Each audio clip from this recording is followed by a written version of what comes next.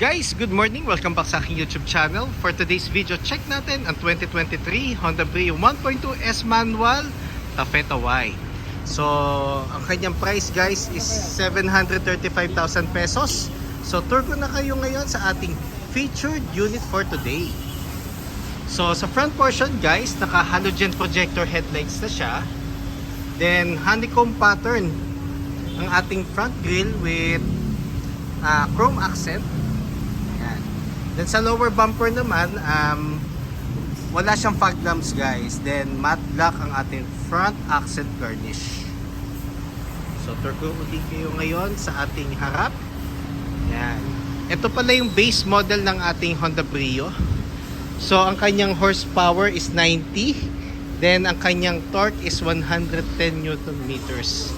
Yan. So 5-speed manual siya guys. A single overhead cam. Then 5-speed manual. Yan. So ito naman ang kanyang passenger side. So naka ano tayo guys? Naka 175/65 R14. Yan. Steel rim with wheel cover.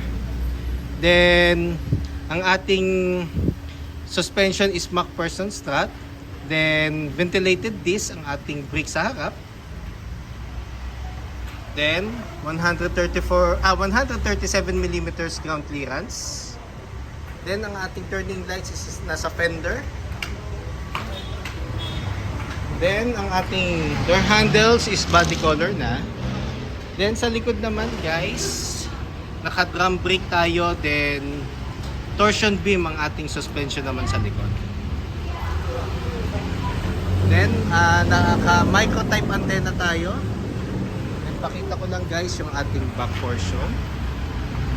So, dun sa facelift na Honda Brio, meron na siya kasamang 2-eye backup sensor. So, across all variants, meron na siyang backup sensor na kasama. Then, nandito na tayo sa ating compartment space. So, sa compartment naman guys, pag naka-angat yung sandalo na second row, ang ating cargo space is 258 liters. Then pag naka-fold naman siya guys, 851 liters of cargo space. So spacious ang ating ang ating interior once na 2 passengers lang. Even though kahit mga 4 or 5, spacious pa rin siya. Then ang jack pala niya guys is located doon sa ilalim ng passenger seat.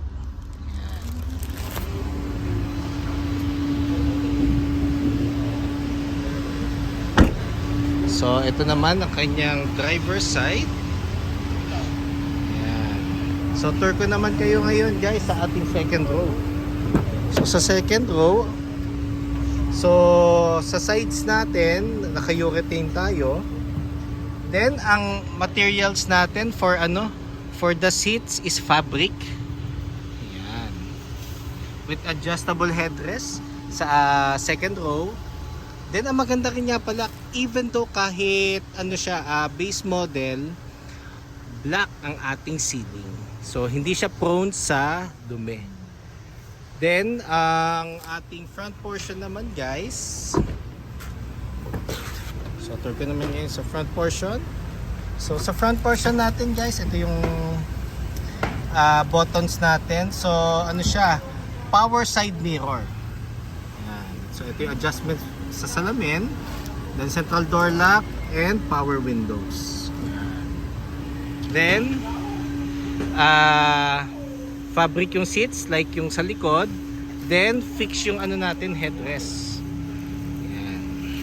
Then wala nga pala siyang height adjustment, so forward and back lang ang pwede natin gawin sa upuan natin sa harap.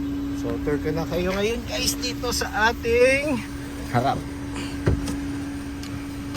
Yan. Sa harap naman, ang steering wheel natin guys is urethane.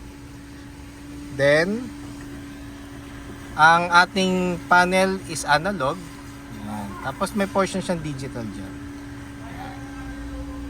Then touchscreen audio unit.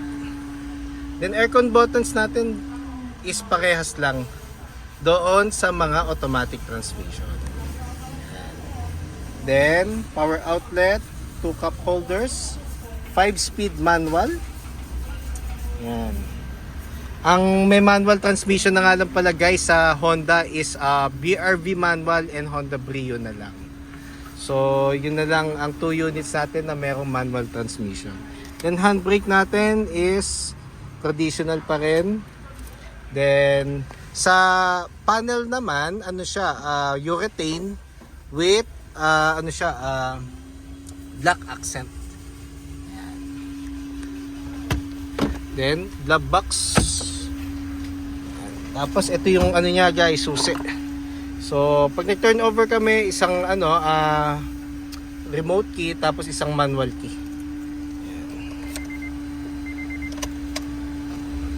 Then start ko nga lang siya guys. Yan. So meron siyang digital portion. Then if ever guys, ang available colors nito is gray and white. Ayan. So sa mga gusto makita ng personal ang ating featured unit for today, don't hesitate to call or text 0906-386-8937, or you can visit me at 141 Quezon Avenue, Quezon City, and look for me, Ross Oliver Cruz, ang inyong friendly sales executive here at Honda Cars Quezon City. And kindly subscribe na nga rin pala guys sa aking YouTube channel para maging updated sa mga susunod na videos. Thank you and God bless.